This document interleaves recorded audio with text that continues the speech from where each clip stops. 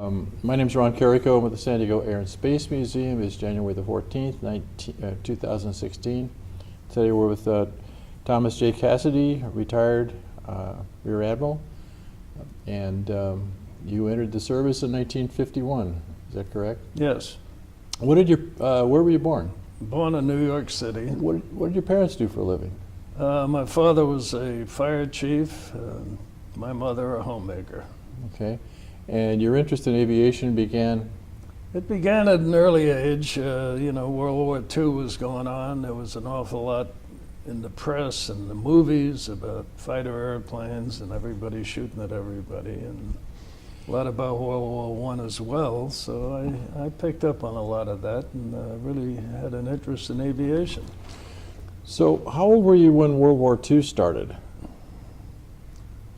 Well, I was born in '32, and World War II started in Europe in '39, so, 7, 8, 9 years old. So you remember this Pearl Harbor and all that? Oh, yeah. Where were you when Pearl Harbor happened? Oh, I was in the kitchen with my parents having breakfast, and the radio said the Japs had just bombed Pearl Harbor, so. Wow. And where were you when the war ended? I don't know. Well, you would have been about 15 at that point, I guess. I guess I was in the same place, in the same house. Yeah.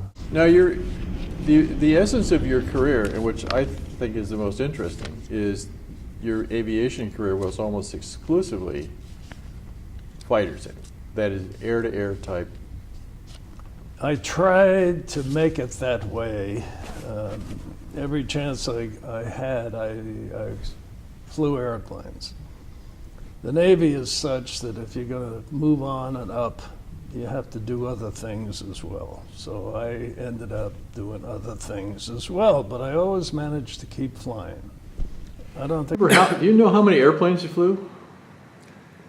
I have a list of them, but I've never added them up. I'd say 100 maybe, I don't know. Wow. Well, and how many of them were military? Oh, 99%. Really? Yeah.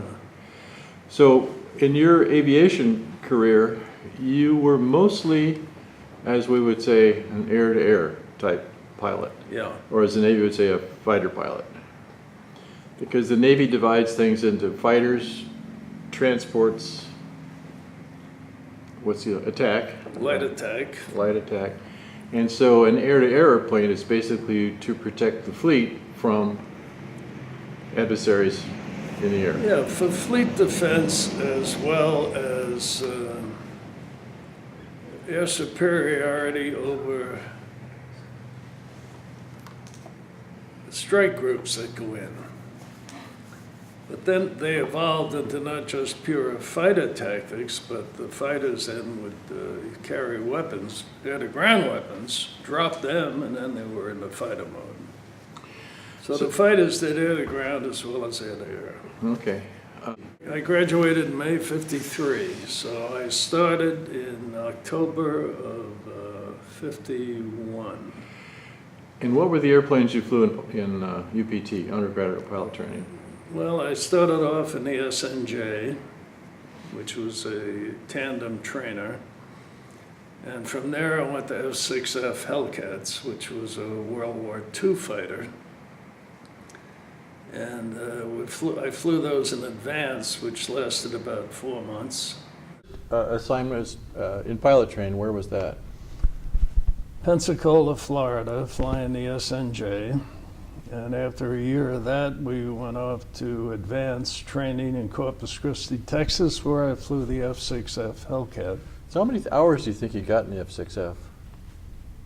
Oh, I'd say about 100. So, and that was that all air-to-air type training, or was that? It was mostly air-to-air. In those days, fighters did air-to-air combat. I think we dropped a few practice bombs, but most of all was formation and air-to-air dogfights, that sort of thing. Well, let's come back to that for a minute here. When we walked in, we walked by the murals downstairs, and it has maybe, 20 aces? I think the Germans had a different name. They called them star turns on odd term. But it points out in that mural that during times of war, the aces are remembered and more glorified than the politicians and the generals and everything else. Oh, yeah. And in World War I, of course, was a time when there was a lot of aces developed, Yeah. and considering that they were basically knights of the air. Now, the question I asked you a little bit ago is, do you think the last fighter pilot has been born? I don't think so. I think fighter airplanes will be around for a long time. You know, they've evolved from the World War II 70, 80 mile an hour airplanes, a lot of close-in dogfighting. Yeah, for World War I, that is. World War I mean. World War II, the airplanes got a little faster, but dogfighting was still the only thing you could do. They had 50 millimeter cannons in most of the airplanes. Caliber, 50 caliber. 50 caliber machine guns. And then the Navy evolved into 20 millimeters, but unfortunately when the F-4s came along, they didn't put a gun in the airplane, which all of us got very, very concerned about. But the idea there, well, we're going to put air-to-air missiles on that you can shoot head-on, which in concept is wonderful, but then we went to Vietnam, and you couldn't shoot head-on until you flew close enough to the bad guy to identify him as, in fact, the bad guy. And by then it's too late. You're too close. So you end up in a dogfight, and we fortunately had Sidewinder missiles. The early Sidewinders, you had to get behind a guy to shoot him. So you're right back to the old World War I type maneuvering. And later on, we developed the Sidewinder that you could shoot head on, but very few of those got to Vietnam and got shot. So Vietnam was not a good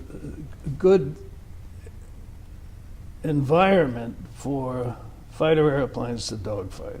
It was difficult. You had to get close enough to see them, and by then, you're dealing with a very low wing loading airplane like the MiGs, and they could turn like crazy. So what we had to do... This would be a MiG, yeah, MiG-17. MiG-17. But these things could really turn. Now, when you say wing loading, what does wing loading mean? Well, it's the weight of the airplane and the wing area. So the lower the wing loading, the tighter it's going to turn.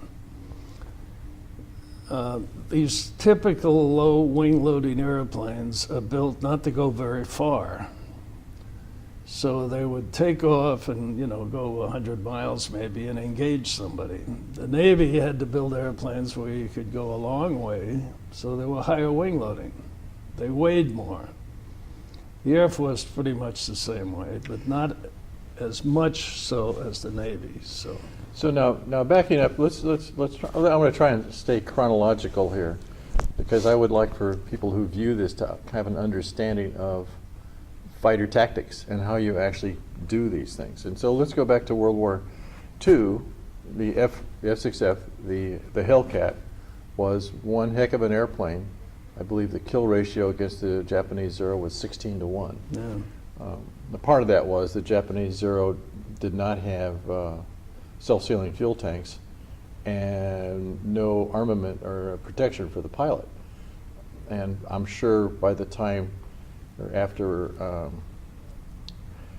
after the Japanese debacle at Midway, they really ran out of all their first-run pilots.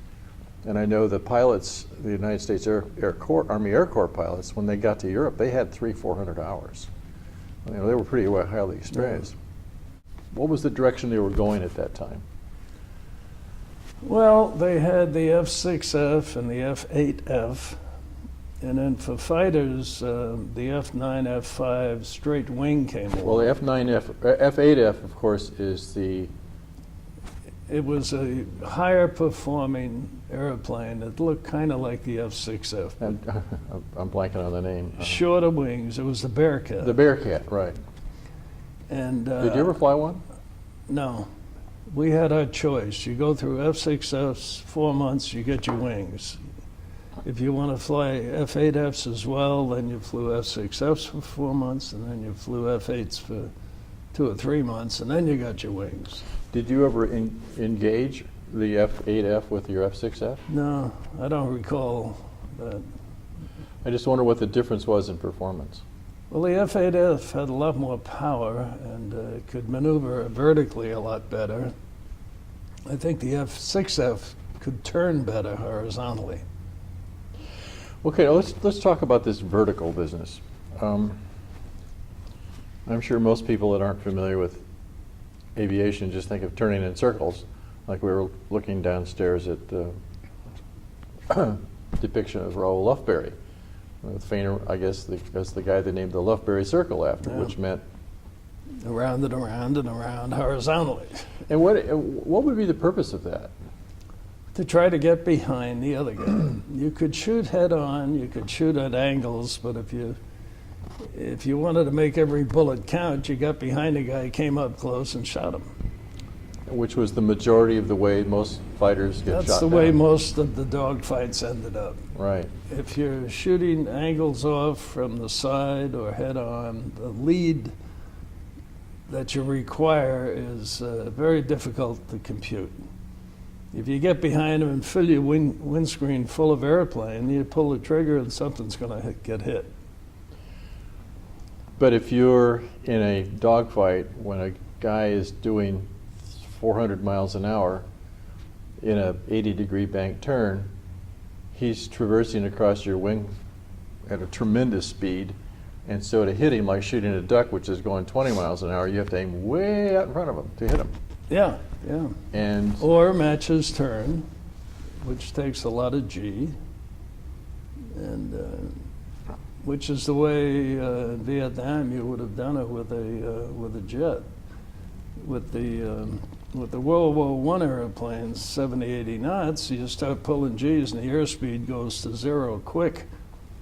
So you had to try to keep your speed up, but never having flown one of those airplanes, I'm not familiar with them. But most engagements would probably start, I know the World War I airplanes actually did up to 20,000 feet. And when they were trying to get the observation airplanes, the two-seaters, which, as I've learned, is very, very dangerous for the fighter to attack, a single-seat fighter to attack the two-seater, because if the guy in the back's got a gun, he's shooting at you. Typically what they did is they would go down and get underneath them and then shoot up that way. Well, the idea of being high, as you dive down on the adversary, you pick up speed, and speed is everything in a dogfight. And we call that? Well, now we call it energy maneuverability, energy level. It's really speed, rate of climb. You can convert speed to rate of climb or rate of climb to speed. And without that, you can't pull the G's. In other words, high and slow equals low and fast. Well, high and slow is not a good idea. So what you want to do is you get your nose out and get the speed up. But the point being, though, that you can actually turn faster when you're going slower. You can, but you're really vulnerable to. Yeah. It's almost like you're sitting still. Yeah. So when you're flying your first with the F-6F, you were flying formation flights of 4 planes? No, I think we had 8 planes. There were 2 divisions, and everybody would switch places every now and then, so you could lead a division or a section being 2, division being 4. Was this kind of a development of the thatch weave? Well, we did that too. And the thatch weave is? Well, I kind of forget about all that now, but you'd have 2 divisions with space between them, and then the airplanes would converge and come out the other side and back again. So the idea was if someone was following... You could see. Okay. And so if somebody was attacking somebody, you'd be coming at them head on? Yeah, and you could split the sections and they could pitch up and roll back. There's a lot of different options there. Is it fun? Oh, yeah, it was great fun. Great sport. Yeah. Okay, so you finish your introduction and you finish with one of the premier propeller-driven fighters of all time. Yeah. What I think. Yeah, no, it was a good airplane. You know, it didn't go fast enough, but in those days, nothing did. Well, what was the fastest you ever had it going? You know, I don't recall. Maybe 300, 350, something like that in the dive. That's Straight and all. level, I don't think they much went more than 225, something like No that. kidding. Yeah. Wow. I would have thought they were a lot, because the P-51's a lot. P-51 was a lot faster. Well, you never did have dissimilar aircraft competitions in the Hellcat then? Not in flight training, no. It was all other F-6Fs. Okay. Do it. Yeah, I don't know what they used as the criteria, but they asked you what you wanted to go into, and I said I want to go to fighters, and I want to go F-6F so I can get my wings quick and get out of here, you know. So I think it depended on your grades going through basic flight training. I did pretty well, so I got to go to fighters, you know.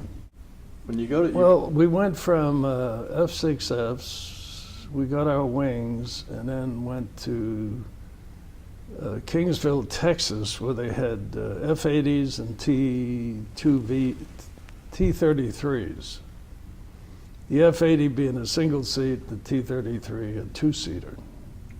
Straight wing jets, and I think we got 30 or 40 hours in jets, and then we went off to a squadron. what did the Navy call it? They didn't call it a T-33, did they? They had a different name for it. No, not important. TV2. There you go. Okay. TV2. And then they later built a T2V, which was very similar, but it had boundary layer control, and it had a tailhook. Same engine? Same engine. Did they add an afterburner to it by any chance? No, no. It Was was 0.8 Mach number. It was like max speed. What was the difference in the air combat between the jet, these early jets, and the propeller airplane? Well, I think acceleration, the jets, of course, would go much faster, but if you got behind the power curve, all loaded up with G, propeller airplanes, I think, regained the speed a little quicker. The jet, you had to unload and accelerate to get the speed back up. Now, when you say all loaded up with G, what does that mean?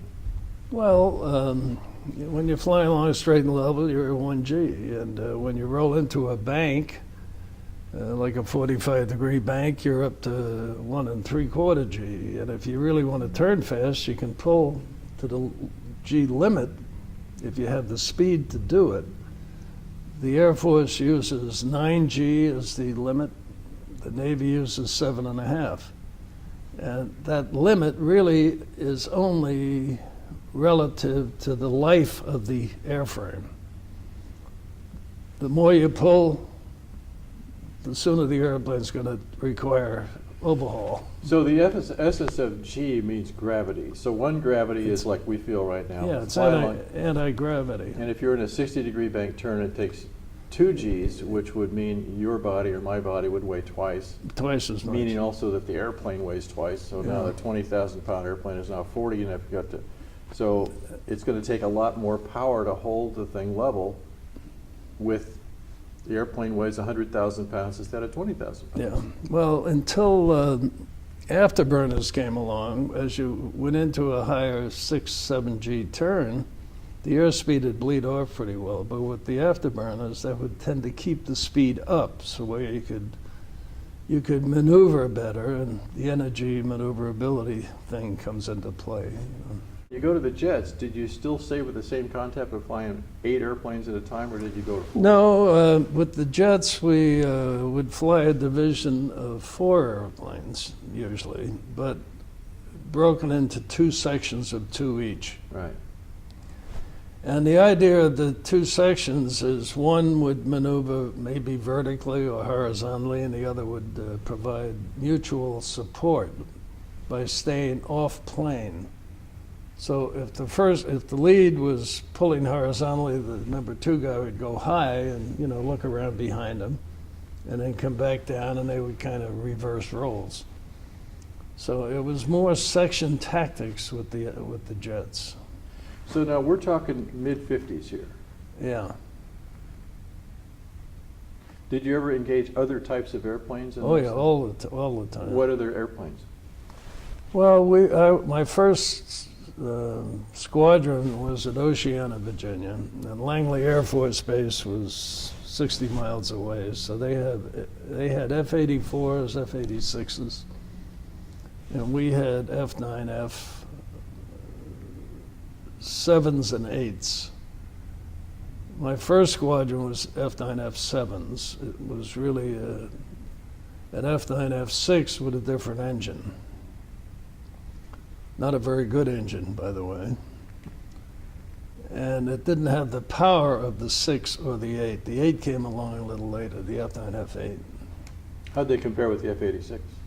The 86 could outturn it and could generate speed better. It weighs a ton. I don't know what models they had in those days. 86A was the original. I flew, I think 86Hs and Ks. But then you also flew the naval version of it, The FJ3, J3. which was really a good airplane. It was very similar to this with drop tanks. Let me hold that up a little bit so we can see it. Had J65 engine in it, and I flew that for a couple of years, made a couple of deployments on carriers with it. It was really a good airplane. Where'd you deploy to? The Caribbean a couple of times, and then to the Western Pacific. Now, the FJ3 didn't stay in the Navy very long, did it? In those days, You can put that thing down. It's awfully heavy. in those days, typically the airplanes would transition every 2 years or so. The squadron I was in, every time we came back from a cruise, we had 12 new airplanes lined up out Wow. there, which was great sport because in 4 years I flew like 4 or 5 different kinds. Of that, let's see, you would call those sort of like second generation? Jet fighters? Yeah, probably so. It was strictly air to air. In the FJ, we didn't do any of the ground. It was all air to air. We had 4 20-millimeter cannons and sidewinders, just heat-seeking air-to-air missile, Really? just appeared. It was the AIM-9 B, I think it was called, but it was strictly shoot up the tailpipe. Did it have now one of the F-86 models had that panel or door that dropped down underneath, which had a bunch of rockets in it. I think The that might 86D be probably. and K, I think it was K. I flew the K for a year.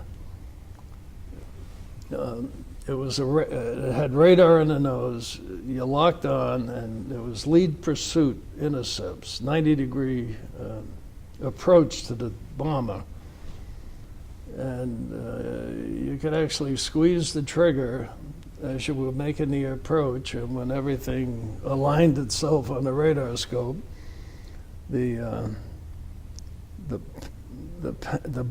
box with the 48 rockets would drop down, and the rockets would all go zipping off 90-degree lead collision, which was pretty interesting. It must have been fun to see. Yeah, it was kind of an interesting concept. Ever hit anything?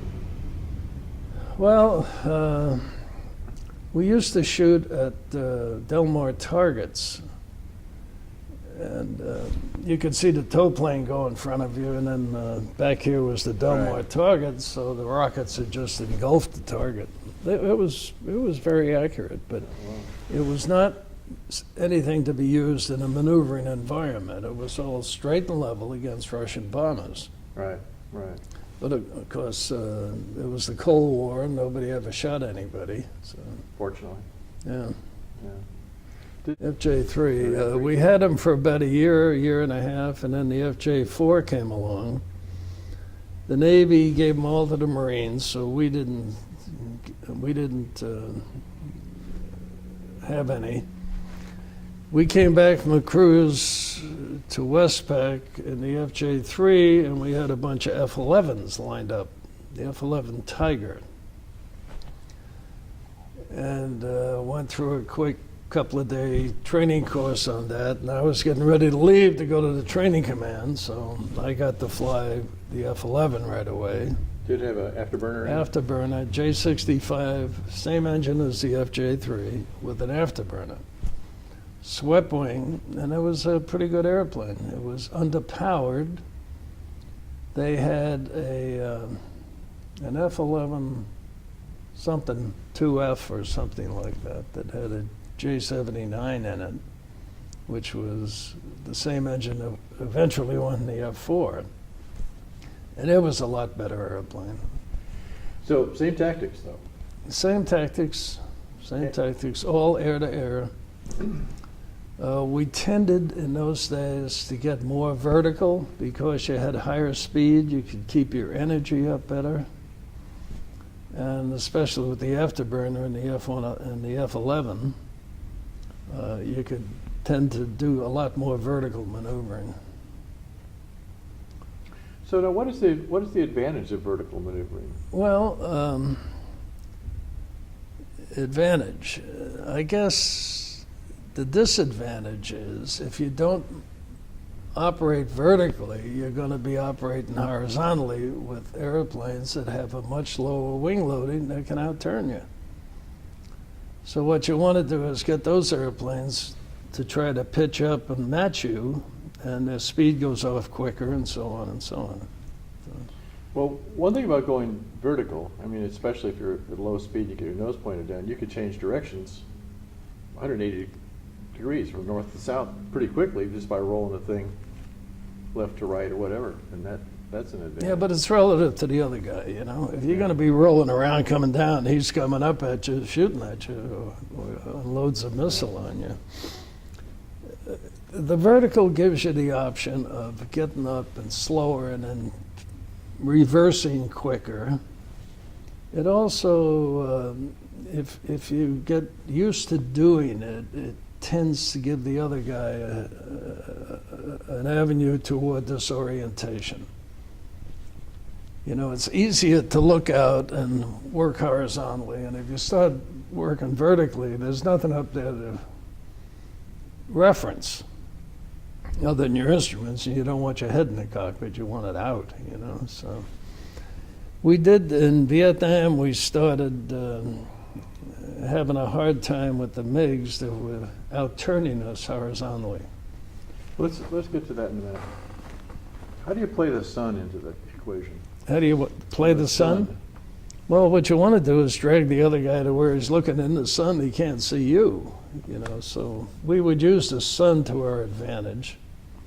Put your thumb up and block the sun, you know, so you could get up into it, and the other guy would have to look up into you. So when you're coming back down out of the sun, he can't see. Yeah. So now you go to the training command, which must have been not as much fun as... No, in those days, there weren't a lot of options for us. You could go ship's company and be a hangar deck officer, a flight deck officer, or you can go to the training command, or you could go to postgraduate school. Well, I wanted to keep flying, so I ended up in the training command, which was kind of interesting. I flew a lot of different airplanes down there. When I first got there, everybody flew T-28s, a propeller airplane. I went out to Whiting Field and primary for a couple of months. Then I went back and I was an instructor at the instructor basic training unit. Okay. Where new guys coming into the training command would be trained to be flight instructors. Okay. And we had T-28, T-2Vs now, which was the boundary layer control flaps and the tail hook. And Why don't you explain what boundary layer control means? Well, it takes, I know what it means, but... Yeah, bleed air off the engine, and it runs it across the leading edge of the flaps to where it takes out all the turbulent air that's flowing over the wing and down over the flaps. So it allows you to get a lower approach speed I think you get about 10 or 15 knots slower on the carrier approach with the boundary layer control. It bleeds some of the hot air off the engine, so it reduces thrust. So in the T2V, I don't think it made a hell of a lot of difference. The next airplane to have boundary layer control, I think the 104 had it. And then the F4 had it. Yeah, for sure. And the F4 worked great. Yeah. So at any rate, in the training command, I think we had those T2Vs, T34s, T28s, and then anytime a company would develop a new trainer, they'd bring it down there, and I got to fly it. So there were a couple of those Air Force trainers, I forget what, the T-37. Right, the tweet, we called it. TT-1. I don't know that one. Dinky little thing, but so we got to fly a whole bunch of those things, which was kind of interesting. So I spent 2 years there. But it's interesting. I mean, through your career, you never went to test pilot school. No. But you always seem to be flying these advanced aircraft. Yeah, I was lucky.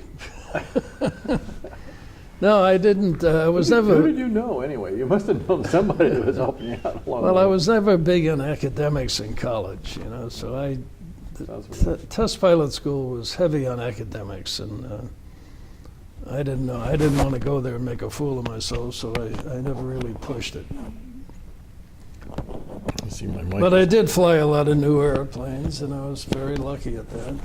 So now we're into when you get out of the training command. It's about 1961, 2, 3, maybe somewhere? 1960, 59, something like that. Okay, and where did you go from there?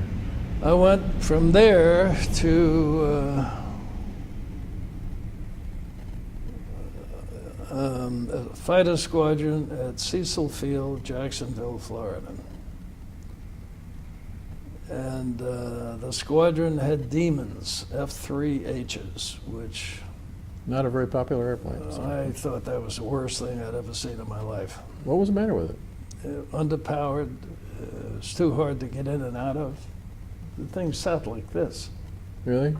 You had to have a colossal ladder to get into the cockpit, but on a carrier, they wouldn't let you use a ladder, so you had to climb up the side of the airplane, up on the wing, and I don't know how many guys fell off the damn thing, but I didn't like the airplane. And again, you're doing the same thing, though, fleet defense. Fleet defense, and I started pushing fighter tactics with it. What do you mean? Well, most of those guys that were in the Demons had, well, the Demon, first of all, had 20 millimeter cannons, Sparrow 3s, which were head-on 20-mile missiles, and Sidewinder. So it was well armed, but not well propelled. The engine was terrible. J71, I think it was, afterburner. But most of the guys in the Demons were focused on shooting Sparrows head on. Well, the Sparrow, in those days, the Sparrow 3 was not the most reliable missile. The radars weren't reliable. So I started pushing, let's do fighter tactics. If we end up in Vietnam with these things, we're going to wish we had the ability to do that. So I did a lot of that with the Demon. The Demon would turn well. But once you got behind a guy, you weren't sure what to shoot him with because most of it didn't work. Well, the gun would work. The gun would work. And the Sparrows in those days were not that good. Well, so now at this time you have about 12 years in the Navy, or so, and your rank would be lieutenant commander, maybe? Lieutenant commander, I think. Yeah. So were you in head of a squadron, or? Oh no, they had a commander as the head of the squadron, and an XO was the commander. Well, so now you come in with real fighter experience, air-to-air fighter experience, from props to early jets to phase 2 jets, and now they're into the newer guys in the squadron are probably trained to fire Sparrow missiles and maybe Fox 1, Fox 2 with a Sidewinder. And so now you start preaching fighter tactics. How did you do that?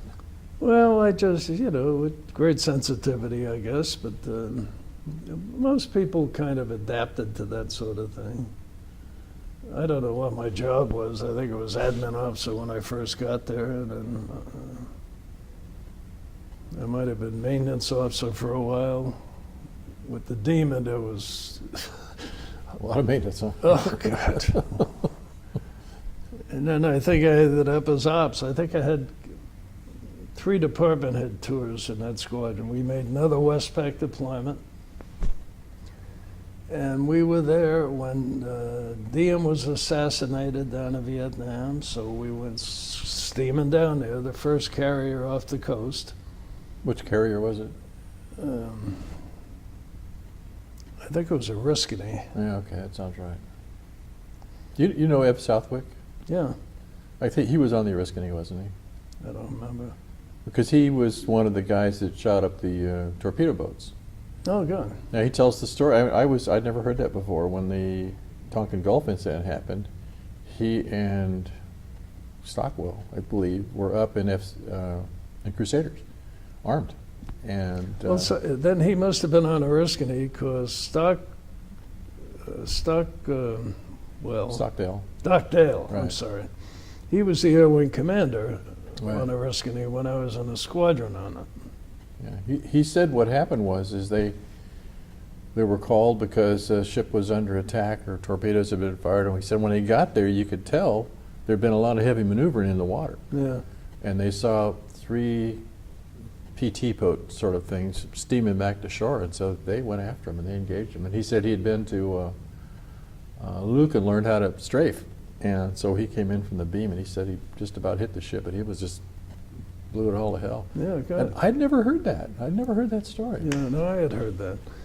But I'm glad that we had that experience in Demons with air-to-air combat because we're sitting off the coast, and if we had to go in and engage the MiGs, at least we could get in close. And Well, after Diem was assassinated, was there some effort by the North Vietnamese to come down? I mean, it was, so at any rate, we were down there with Demons, which is the world's worst airplane, and I felt comfortable if we had to engage MiGs that we could probably do a reasonable job with them. But we flew half night, half day, and none of them came up at night. Night was combat air patrol over the ships, And then that was like an 11-month. how would you have engaged anybody at night? Well, radar, I guess. Radar. Of course, Yeah. yeah. Blip is a blip, But they didn't, I guess, just an IFF sort of thing? That they didn't have IFF and you just were going to shoot them, or?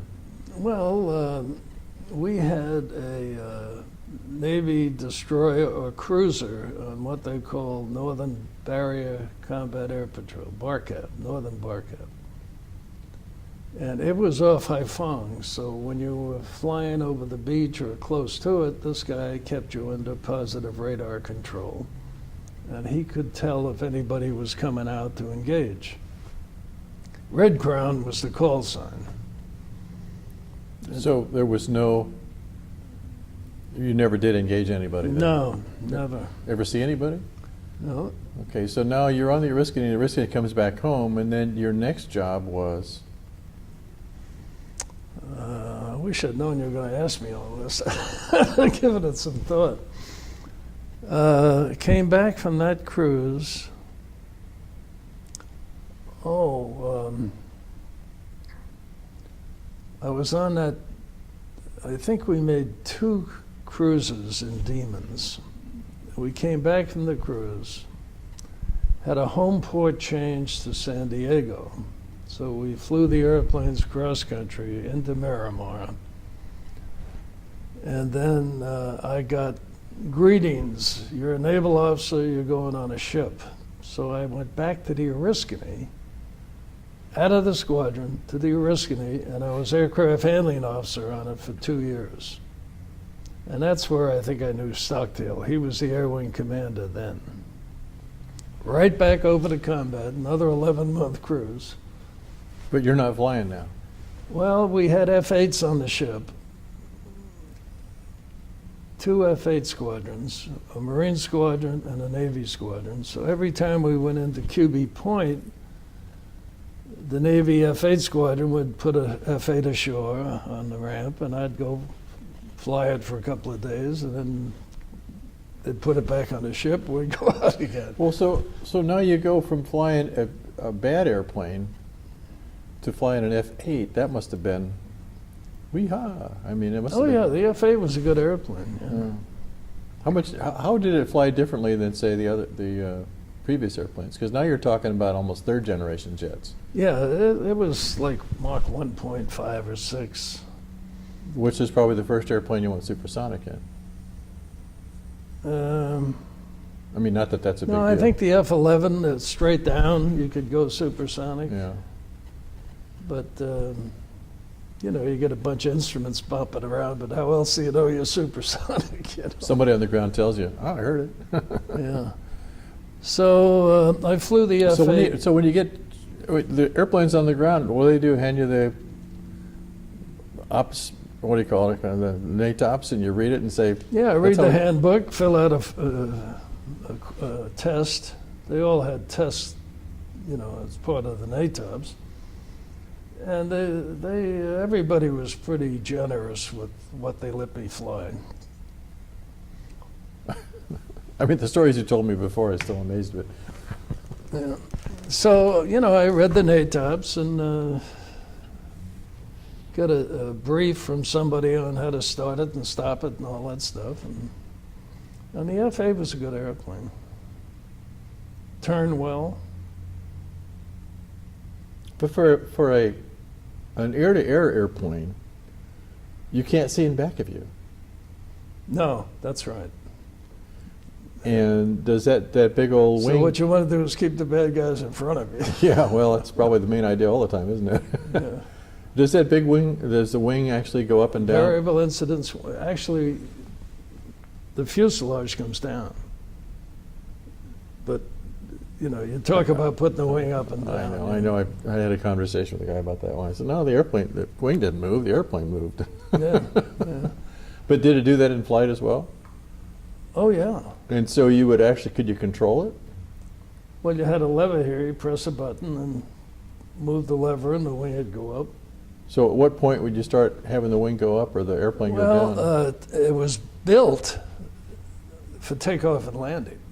Right. But in a dogfight, if you're down below 180 knots or something, you could put the wing up and it would turn better. I bet it would. Yeah. But you didn't want to rip it off either. So, Oh, really? How fast? Well, I suppose. well, I think 180 or 200 knots was max. Right. But it had a droop leading edge that you could crack with the throttle. You wouldn't have to put the wing up. Right. So when you put the leading edge down, it gave you a little more turn capability. And the G limit on that was like 7?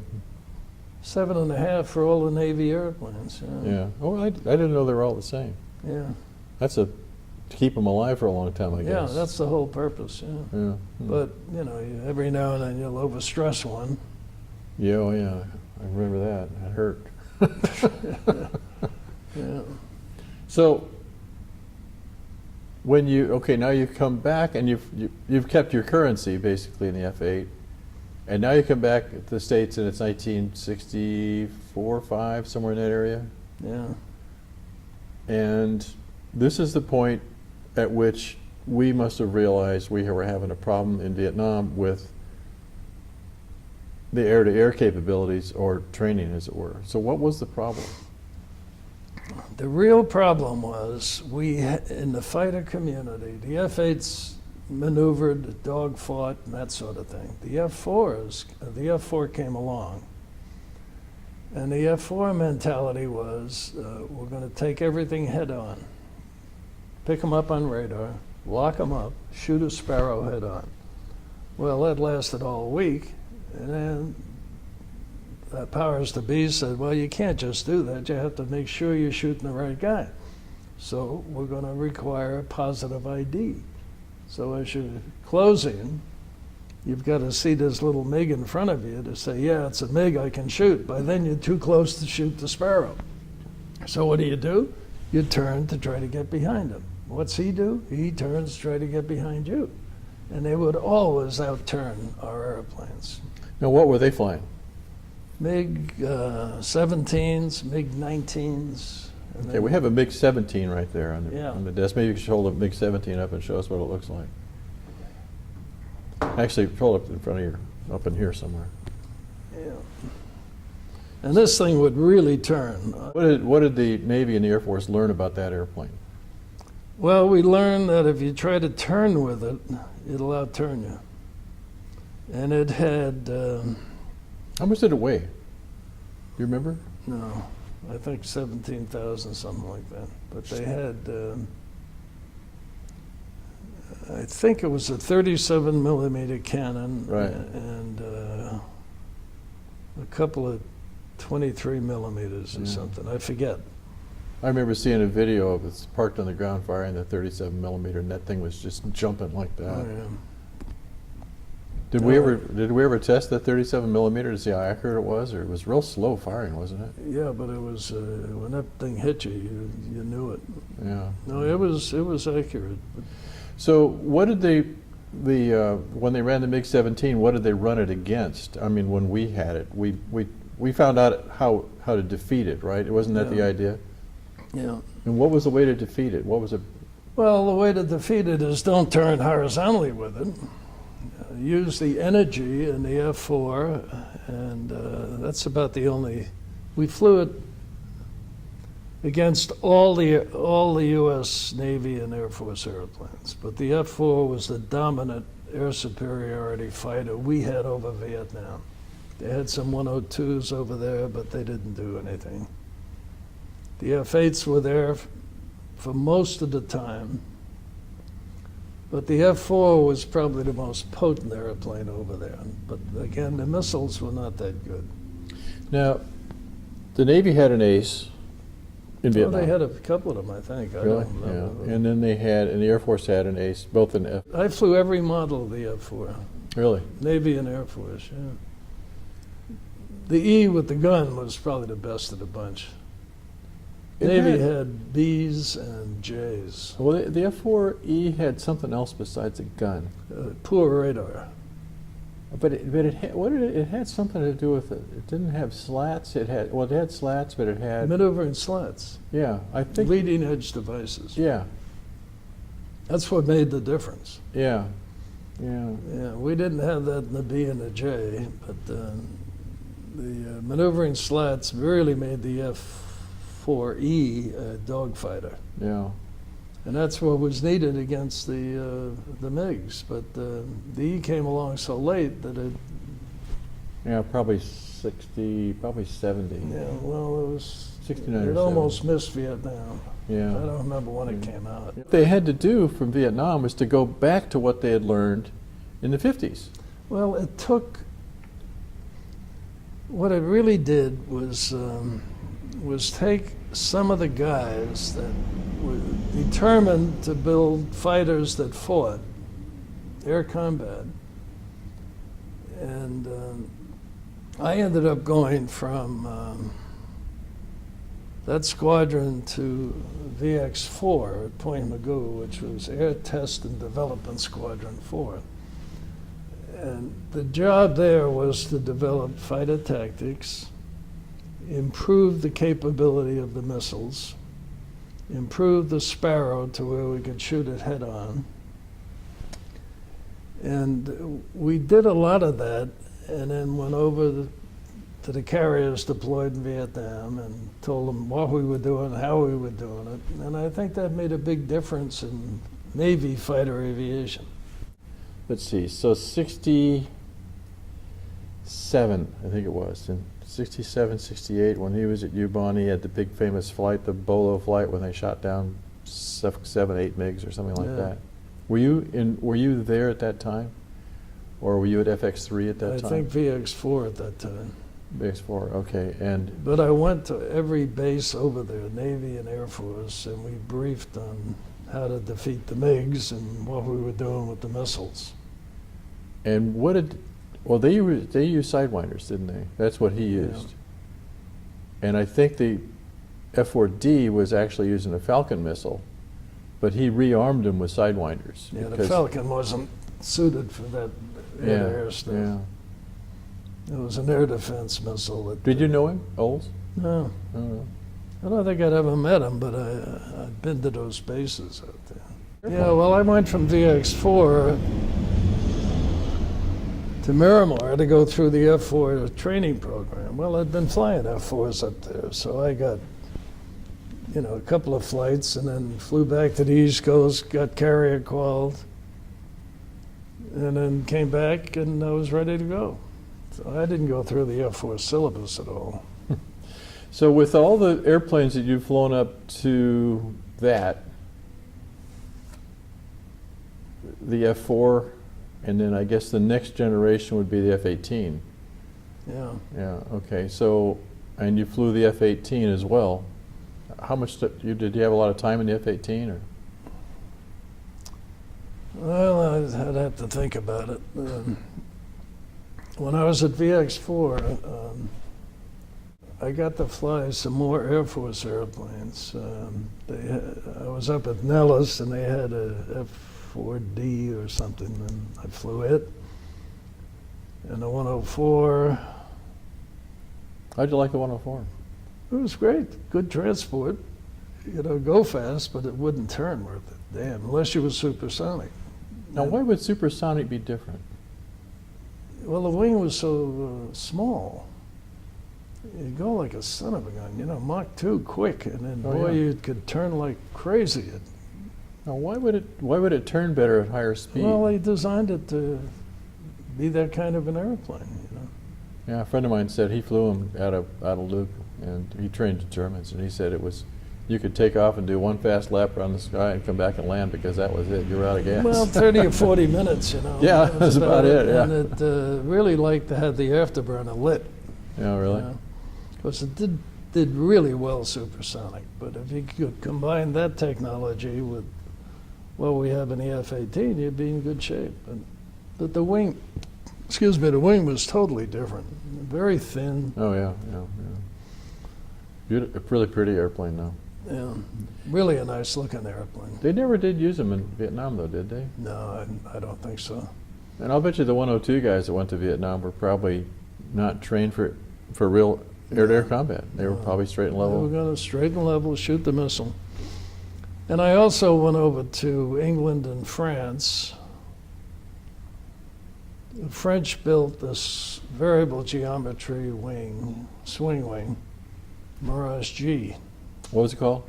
Mirage G, Okay. Gulf.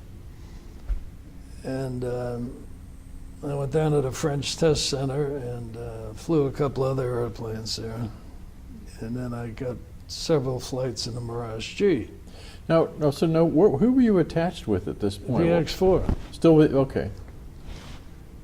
And And you were you in charge of the unit or? no, I was a commander. I was chief projects officer. And people in Washington would come up with these arrangements and call and say, Cassidy, go fly it. I always brought the airplane back. That was that was appreciated. Did you ever punch out of a plane? No. Oh, yeah, well, you were lucky, I guess. Yeah. Of course, the later generation, I never shut down an engine in an F4, ever. I did twice. Really? Yeah. I was over Vietnam one day in a test flight in an F4, maintenance test flight. So I said, if I'm ever going to shoot a MiG down, it's going to be today. So I got up at about 40,000 feet, heading for Vietnam at Mach 2 in the contrails. And I said, I'm going to do a loop in the contrails. Well, when you think about it, at 40,000 feet at Mach 2, it indicates about 250. So when you go over the top, it's a 0, and when you come back down, and as you go over the top, the engines tend to overheat. So I had to come out of burner and then shut down. So that took care of the other half of the contrail. As I came back out, I let them off again. So I did not get a full contrail over Vietnam. So I tried to do an aileron roll with an F4 on Airways. Turned off the IFF just to see if I could do it. It was just staggered around, and I think we had 3 tanks on it though. No, if you had high speed, Well, we were at just Mach 8.6 or something like that. It did not work at all. yeah. But now, speaking of that, that reminds me, you did the test, the pop-up test, or whatever you want to call it, in a Crusader and also in an F4. You zoomed an F4 to 90,000 feet. Yeah. I still don't. I can't believe that. How in the hell did you do it? Well, you'd go up to about 60,000 feet, Mach as fast as it would go, Mach 2, 2.1 something. Pitch up about 80 degrees, and as you went through, I forget the numbers, 68, 70,000 feet, you had to come out of burner because it would overtemp. And then you keep going, and then you had to shut down, or the basic engine would overtemp. And then now the canopy is total ice, because there's only a windmilling engine giving you some electric power, but Right. there's no defrost. So you get over the top, and you have to roll and come back down again. And, So what you had? So there was engine wind blowing was enough to give you the hydraulic pressure to. the hydraulic pressure and the electrical. But you didn't put the ram air turbine out though. No. No. What was the point? Well, one of the problems with some of these security programs is they brief you in, but they never brief you out. Oh, They just yeah. say you can't discuss it, But that was off the coast of California, I presume. Yeah. And you did the same thing in a Crusader. Yeah. Pressure suit, of course. Oh, yeah, full pressure. So how did you move in a pressure suit when you were Well, fully inflated? with great difficulty. You're in the F4 was had a good-sized cockpit. The F8 was a little more cramped. But the problem was your fingers. Throttles and sticks are set up to where you use fingers to move things. Right. So once that suit blew up, you were like this, I had to, whatever was over here on the stick, at any rate, either the throttle or the stick, I had to use 2 hands to move a finger because the goddamn gloves are all blown up. Mm-hmm. It was kind of really interesting stuff. We had to go through a pressure chamber at Miramar, Right. and I think they ran us up to 90,000 feet in the chamber. And what they did was you had a pot of water in front of you in your lap. They ran you up and then decompressed. So you went from 30,000 feet to 90,000 feet. And the water in the pot of water boils instantly Really? to show you what happens if you didn't have the pressure suit. Oh. Your blood boils just that fast and you're Yeah. gone. Yeah. Yeah. Big puff, Good. which was, all kind of, So did you volunteer for this, or was this something everybody else did in the squadron I think, as well? I don't know, they expected me to go do it, I guess. So somebody called and said, hey, we got this thing, we want you to go do it. So, no, I didn't mind doing it, except when I went through that pressure chamber, I said, now how often do these guys have people going to 90,000 feet, that they don't know what they're doing? But you could feel the suit blow up. Yeah. Yeah. Well, I was it was in one lighter. of them. I don't remember which one. I didn't fly it, but I liked the way the cockpit switches were arranged. So when we were building the F-14, I got them interested in using those same switches in the F-14. Did you fly the F-14? Oh yeah, a lot. Really? I was like number 7 guy to fly it. Why did they quit using it? It seemed like an awfully good airplane. It was. It got too big and too heavy. It had Sparrow Sidewinder and Phoenix missiles on it. What did the Phoenix missile do? 110-mile missile. Shot head on, same old thing. Oh, So, take out the bear bombers. yeah, they were going after bombers. Yeah. And the Libya, they shot MiG down with one. Oh, really? Yeah. How'd they know it? I mean, how'd they know it was, well, I guess, Well, by then, NSA and all that stuff was a lot more sophisticated. You know, so they knew who was there. I was the air-to-air weapons coordinator on the CNO staff for a couple of years, and the Air Force was trying to build AMRAAM. We were trying to make the Sparrow better. We succeeded in making the Sidewinder better. But the Sparrow, we made a dogfight mode, a mod to the missile, and it became more reliable, but we never got AMRAAM. I don't think the Navy wanted them. But the Sparrow, over time, became better, but you know, it took years. It was semi-active. You had to have a radar lock, and then the radar would talk to the missile, and the airplane would talk to the missile. So it was semi-active type of guidance. But one of the problems is if you're pulling a lot of G's, the thing took like a second to actually arm. So it had to get out away from the airplane. So that meant it had to make a hell of a sharp turn. Yeah. Well, when I was at VX4, we developed that dogfight mode to the Sparrow. And we did a lot of high G firings, and boy, that missile would come off and fly right over the canopy going that way. Really? Yeah. Oh, wow. Yeah. You know, apparently what he was telling me about the AMRAAM, it has a lot of different modes that they can use, and one of them kind of follows the guy home. He parks in his garage. Well, those missiles are all better, but you know, it's taken 30 or 40 years to get them up there. The Sidewinder was good from once they did the AIM-9L, the one you could shoot head on. That's been a good missile. Yeah, yeah. Well, of course, there isn't much in the way of air-to-air combat now.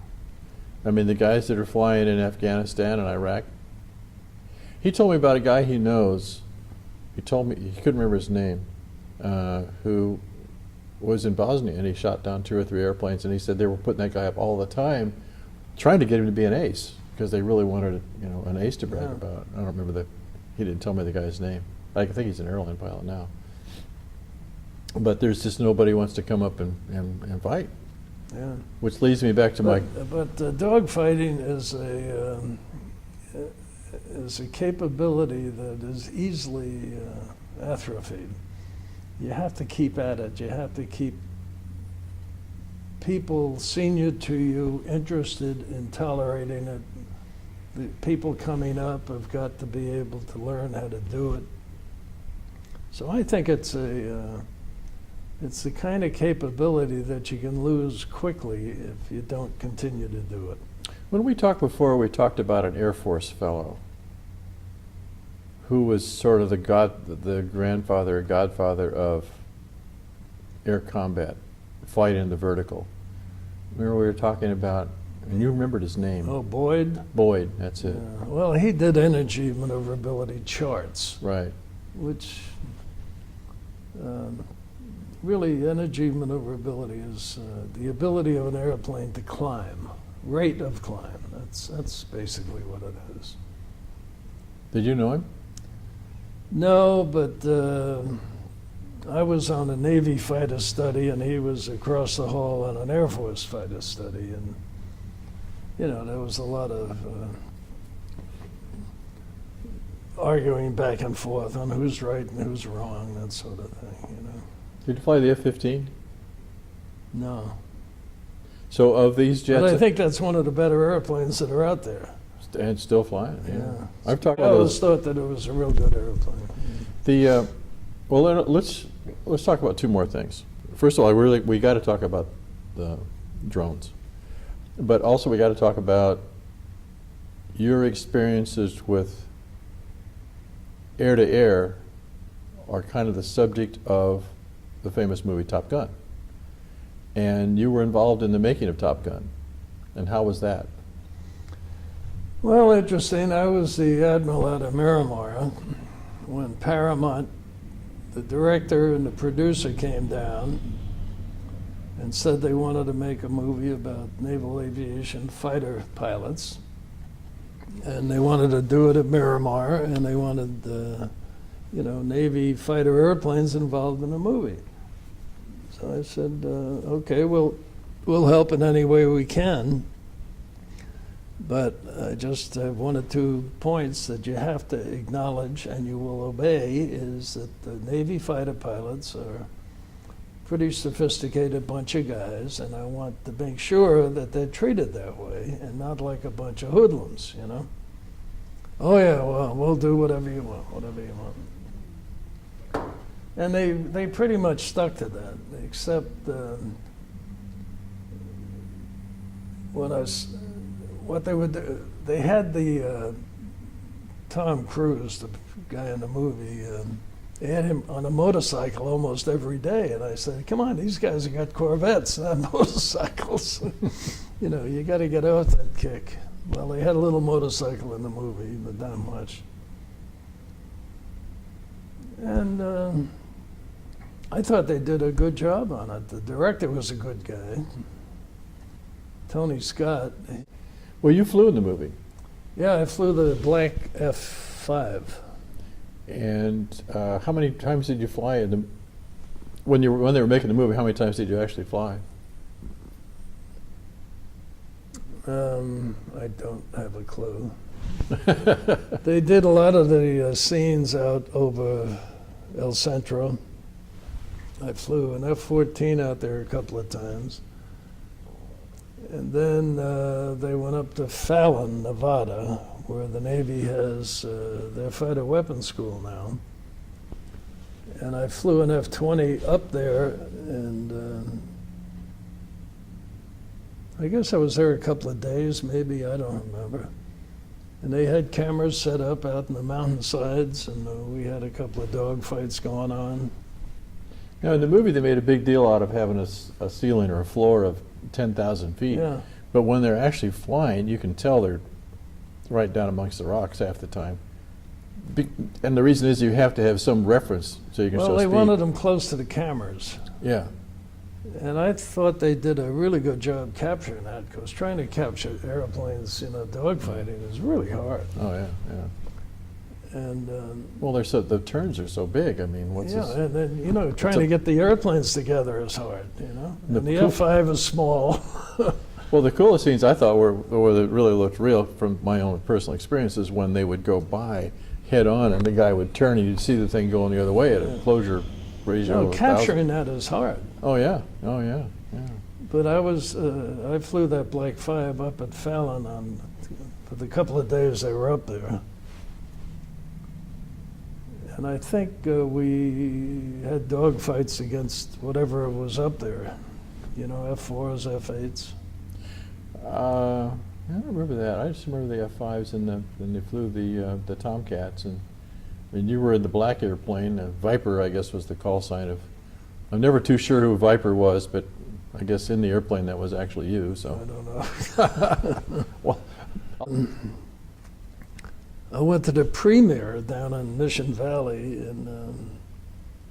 which I thought they did a great job. The volume was so loud, God, oh yeah. So when I was leaving, the director runs up. Is the music inside the airplane as it says in the? No music in the airplane. But the guy came up and he said, "What'd you think?" And I said, "I thought it was great, but the music was so goddamn loud, I couldn't think." You know? Yeah. Now you told me there was we talked about the woman, Kelly McGillis, right? She plays the supposed expert on air combat, which hard to imagine that could actually happen. Well, I mean, actually have a woman who doesn't really fly to know anything about air combat. Yeah, well, that was a stretch. Yeah, okay. But before I came back to Miramar, for that tour, I was Director of Tactical Readiness on the CNO staff. And there was a group at the Center for Naval Analysis that reported to me. And one of the analysts was a lady PhD. She was an analyst in air-to-air combat and naval procedures. A very sharp lady. So when the director and the producers were in my office one day saying, well, we've got this heroine in the movie and we don't know what to do with her. I said, well, make her the analyst, just like, at any rate. So they said, oh, good idea. So they did. So she was the basis for Kelly McGillis's cool. job. Oh, cool. And it That's worked very out nice. pretty well. So now you get out of the Navy. You retire in 1985. 85, yeah. Retired from active duty but by this point you'd had 34 years. Yeah, 30, yeah, I think 35, but 34 is close. But And we were in San Diego, we had a house here, so I figured, hey, now's the time. so you got a job. Who'd you go to work for? No, I didn't have a job. I was looking around trying to figure, well, I have to do something, so I talked to the guy that owned General Atomics. So he told me he wanted to get in the unmanned airplane business, and so I went to work at General Atomics doing business development stuff. And in several conversations with him, he said, you know, we ought to be doing this unmanned airplane thing. So Now this is 86, 87, somewhere there. 86 maybe. And what was it? Were they even? I'm surprised anybody was even thinking about unmanned aircraft at that time. Well, people were thinking about it, but Teledyne Ryan was here in town. They were doing it, but most of it was basically junk. So we found a company that made an effort to have long endurance unmanned airplanes, and they went defunct. Bankruptcy. So I went up and looked at the warehouse full of stuff. Where was it? Up in Orange County someplace. I forget where. Were these carbon fiber type production sort of things? Yeah, or? it was composite Composite, yeah, material. okay, right. You know, lightweight, snowmobile engines, 30, 40-hour endurance. What altitude? I think they would go to 30,000 feet, something like that. I never thought much of the product. But then we got thinking about it. I spent a lot of time thinking about it, and how would we make this thing work? And their objective was to use a control station and go through a satellite and then down to the airplane. So you can control it over the horizon. So we bought the assets of that company and hired 4 or 5 of their employees and moved down to Serrano Valley Road and started thinking about how we're going to do this. So we built a couple of the airplanes that they had prototypes of. And I went on a marketing tour. Turkey showed an interest. So having spent a lot of time in Turkey on this effort, we finally sold a couple of airplanes to Turks. We sold a few more. It started in Turkey? What? That is Turkey was probably our first customer. that is so surprising. Yeah. And we also To keep an eye on the Kurds, I guess, or well, they had Syria as a problem, still is. Yeah. And the Kurds in eastern Turkey were a problem. right? I spent a lot of time in Turkey on this thing. And we also sold a couple to a U.S. government customer who I can't Sure. say. And that both of these happened about the same time. This would be 89, 90, somewhere in there. 87, 88 Okay. maybe. All right. And these airplanes, the U.S. government deployed them, the Turks deployed them, and they were doing pretty well. A lot of missionary work by me to Washington to get people interested. How much did they cost at that point? What, each airplane? Yeah. Not that it matters, but I'm just. You know, I don't remember. But was it the Predator we know today? Was it that airplane? No. It was much smaller. Cameras? Cameras only. And the ground control station was basically what we have today, but a little less sophisticated. So we went to combat with these things, in Bosnia, in Turkey, and all of a sudden, and fortunately, I knew a lot of the senior officers over in Europe and the Pentagon, and got them interested. And without their support, none of this would have happened. So they did well in Bosnia. Now, in Bosnia, they were using that was when they did start to use the Predator, right? They did eventually, but initially I think it was the Nat 750, which was a smaller version of Predator. Then we decided, well, we need to make these things bigger, carry more, be more capable, stay up longer, you know, all that stuff. So they're not only taking pictures and video, they're listening to everything in the world. They can listen, they can do video, they can look through clouds with radar. So we look through clouds with radar. Wow. Synthetic aperture radars. Synthetic aperture radar. That's an interest. What does that mean? Again, you're asking me questions. We're here and gone, and all of the airplanes carry the radar now. The Reaper, is that a bigger? That's bigger, prop jet, and the Avenger is bigger than that. It's a pure jet. And the altitudes are 60 plus? No, 40. Really? Yeah. You could think you could hear them.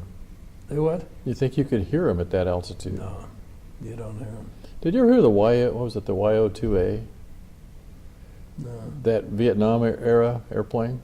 It was completely silent. We had a guy here talking about it one time, and it was a strange looking plane with a propeller on it, completely silent. They could fly it right over the North Vietnamese at 50 feet and they couldn't hear No, it. I hadn't heard of that. The two guys in it, they'd take pictures and do all sorts of things, but it was I guess there's only one of them left in the world. It's in some museum someplace around Liberty 50, something like that. Well, the Predator would do about 100, 120 indicated. Mm-hmm. So what we did is... Have you ever flown one? Yes. Really? Oh, yeah. Yeah, they fly just like an airplane, except there's no feel, you know. Yeah, yeah. And you can get a cup of coffee when you want to. Yeah. So what we did then was starting to make this thing bigger, and we called it Predator. I had a whiteboard in my office out there. And I went to work there, and then we started Aeronautical Systems, a separate company. And I was the president of that, and I had a whiteboard in my office, and I was trying to come up with a name, and I had every conceivable name written on that board. And finally one day I said, okay, it's a Predator. And it stuck. So we put the satellite system in it. We went to L3Com, and they developed a satellite system for us. What's L3Com? It's a company up in Salt Lake City. Mm. They do a lot of electronics. Then we had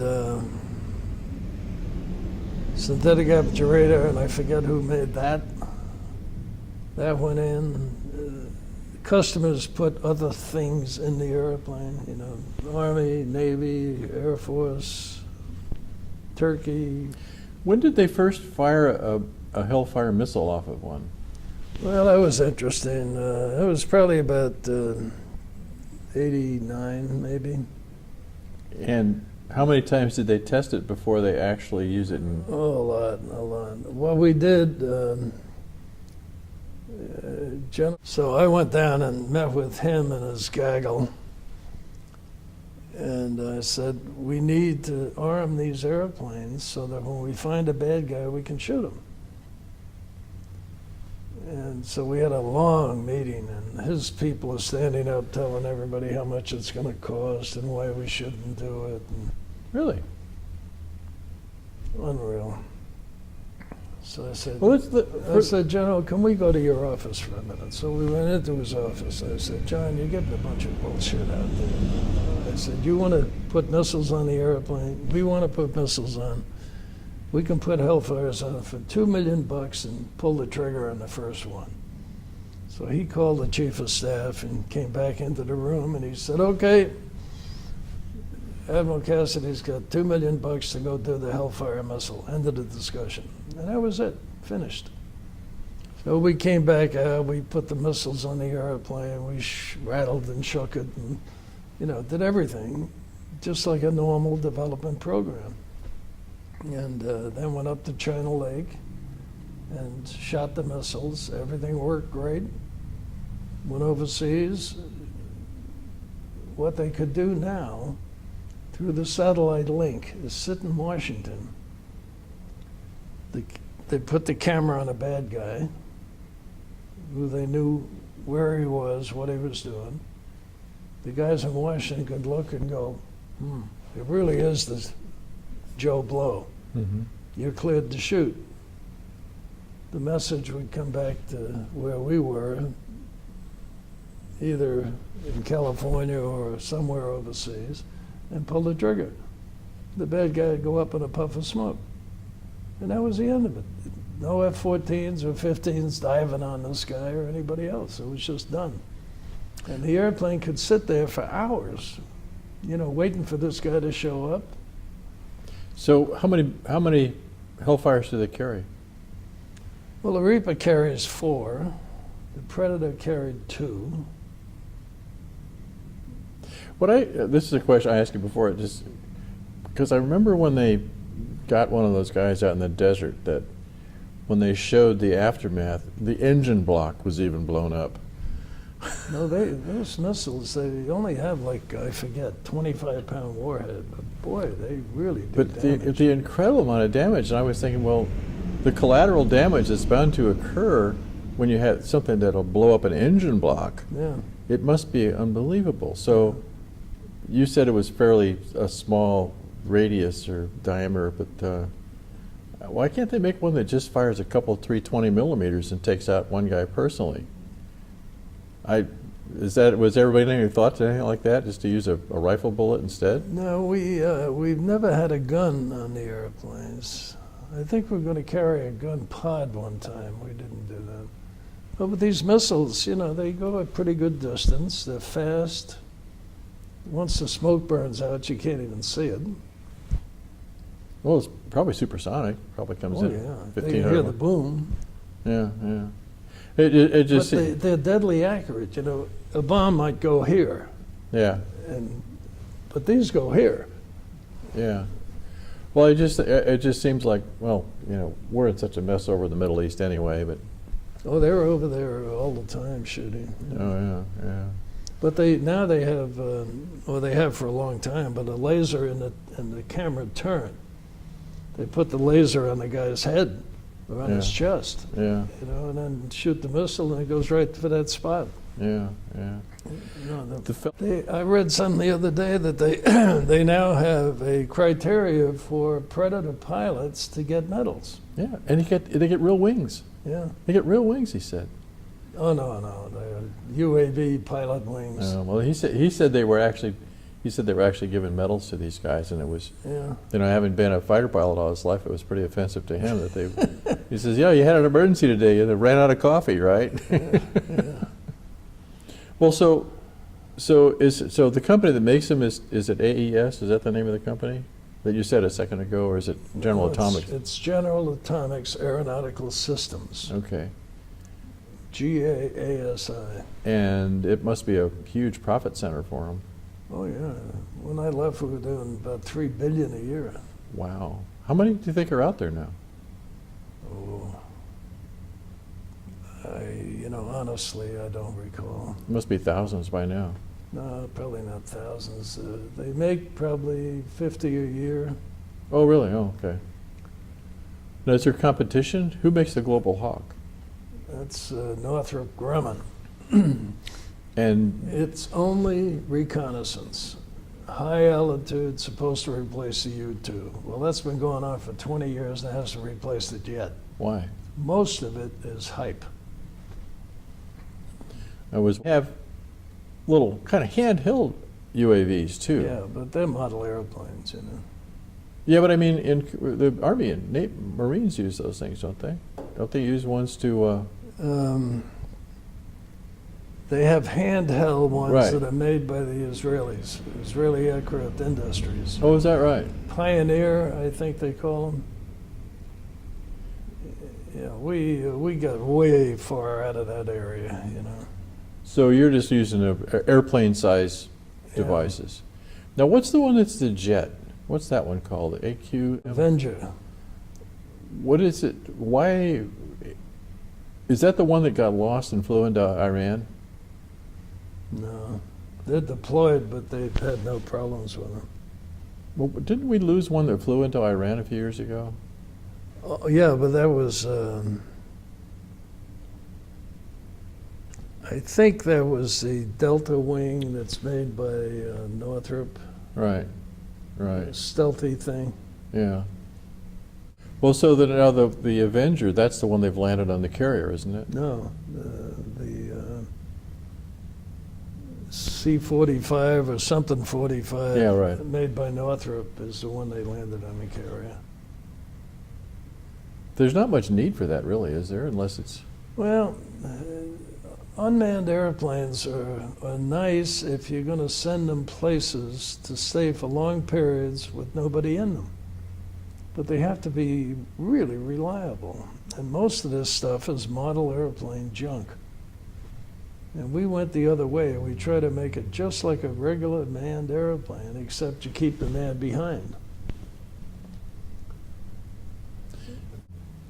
So where are we going to go with drones? Or UAVs? Where are we going? Well,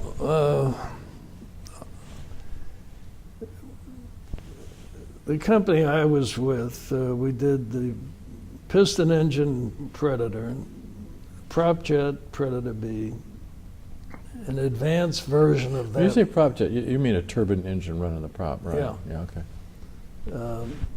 We now have a bigger wing on that airplane, so it stays up longer, carries more fuel. And then we have the jet, and really a first generation jet with an internal bomb bay that can carry about 4,000 pounds, Oh, man. which is pretty impressive, you know. Oh, yeah. And they all use the same control system, same ground station, same satellite link. And I'm trying to get them to do a new next generation airplane. Well, what's that? You know, obviously it's a jet with better fuel specifics, longer endurance. And that'll come next, I guess. At least that's what I'm trying to get them to do. So are you still on the board, or? Yeah. Okay, so you're still active, involved with? Well, to some degree. Not like I used to be. Well, I guess they're continually developing and coming up with new ideas, so. Yeah, well, they have to stay ahead. It's like any other product, you know. Does higher, faster have anything to do with it, do you suppose? Well, higher and faster is interesting, but if you want to stay there a long time, at some point, higher and faster to get there. Once you get there, you need to throttle back and just saunter, you know. How about helium-filled wings and have it float like a? Well, you know, airships were around for a long time in the early 1900s, 2000s. Well, they flew them a lot, and the But Germans flew a they're- lot of them in World War I. But the problem was, if you had much of a headwind, you didn't go very far. Yeah, yeah. And they're very, it's easy to see them. Right, right. Are the Predators and things like that designed with stealth in mind at all? The Avenger was designed with stealth in mind. Now, Once there's- you've got a propeller spinning, it's kind of Oh, yeah, yeah. radar reflector, you know. But can't they use the radar absorptive materials on leading edges and the propeller and all They that? can, but the company doesn't. We just shaped it. So if the customer decides they want to try and, Yeah, they can do that. but the bad guys on the ground and that we're facing with ISIS and ISIL, or I don't ever kind of understand why they use radar capability to find these things, or they just listen for them, or? I don't think so. Syria probably does, if you want to consider them bad guys, but I think most of the nomads out there don't. That they're getting hit by a Hellfire. Yeah, yeah, Or a laser-guided bomb, you know. The yeah. Reaper can carry 500-pound bombs, and so does the Avenger. And they're guided bombs, of course. Laser-guided. What would be the range of that? You'd have to be pretty close, though, because it's pretty much going to go With the straight. bomb? Yeah. Yeah, well, you know, you can probably drop it 10 miles, 15 miles out, and then it arcs down. Oh, it glides down from that far? Yeah. Wow, I don't know. Anything else? When did you actually retire from the... I think I've been retired 5 years now. March of, I'm trying to redo the damn clearance thing again. So I called the other day, I said, when did I retire? March of 10. So I've retired 5 years. So what was the absolute highlight of your aviation and Predator career? Is there any particular highlight? Oh, I don't know. I've always really enjoyed airplanes. I like flying them. I was fortunate when I went with the company, we had a couple of, had a Turbo Commander, and then we had a King Air. I flew those. Oh, I don't know. I think number one is I'm still alive. And I've flown a lot of different kinds of airplanes, and it felt very natural to me. You know? Yeah. I enjoyed it. Does that cover everything? You know what? After last time we talked, and I lost that whole video, and this time we talked about a lot different stuff. I have a feeling we could probably talk for another 10 hours.